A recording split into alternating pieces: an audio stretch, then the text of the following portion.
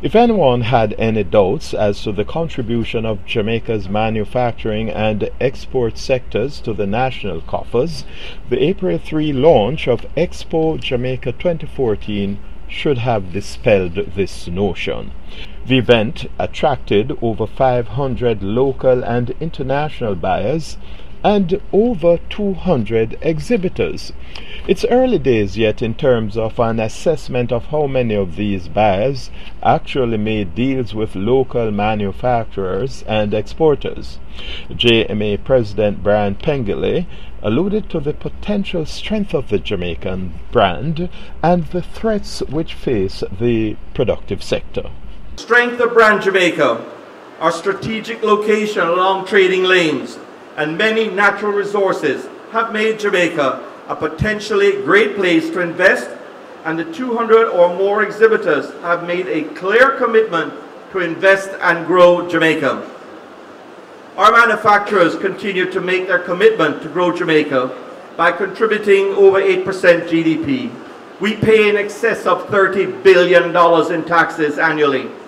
We're employing more than 75,000 Jamaicans, and we're earning over US $900 million in exports. It is therefore imperative that Jamaican manufacturers are provided with an environment in which to prosper and compete on a level playing field. Nothing more, nothing less. There are good things happening here in this country.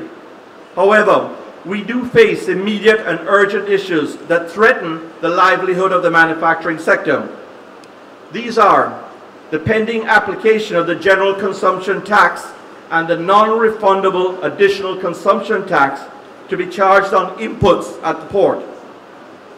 Secondly, there is the need for an uneventful implementation at customs as it regards the definition of manufacturing, which was included in the omnibus legislation. Our sector is too important for us to be in a state of uncertainty about what will be the treatment of GCT and the classification of manufacturing. We cannot afford for these issues to negatively impact our manufacturing and export industries at this point in time. Ministers here, let me please remind you that when we indicated an agreement to pay the GCT, it was a part of the comprehensive IWG proposal in response to the Green Paper on tax reform. We had proposed a much lower rate than today.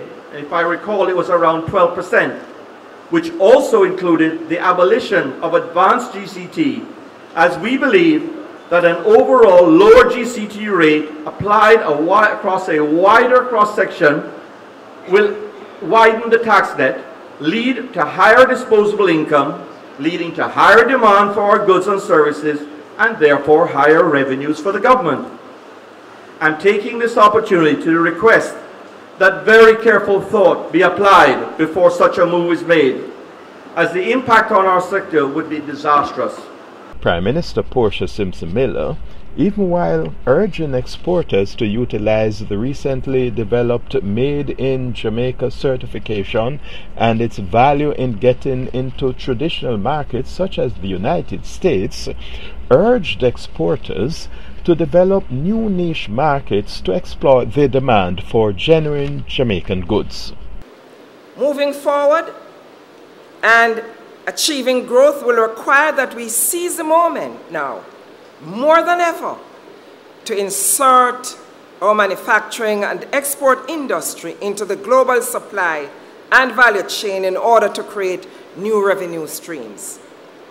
We will have to identify market niches that are underserved and fill those markets. And we have to be prepared for growth in global trade. We cannot afford to miss the boat. The pronouncements made at Expo 2014 certainly present a platform for increased private-public sector rapprochement on the thorny bureaucratic issues, and it's instructive how these will be dealt with in the short term. Make no mistake, Local manufacturers and exporters face stringent new entry regulations for goods and services, as the Prime Minister reminded at the launch of Expo 2014. The United States Food Safety and Modernization Act, FSMA, has implemented stringent requirements, and so together we can work to make all our industries compliant with the regulations to export our food products to the United States market. We must, however, look to extend our reach to other markets, some of which are considered to be non-traditional. We will also seek to build on the work of the JEA in partnership with JAMPRO to produce a national export strategy by continuing to fine-tune our key priorities in light of how global trade is evolving.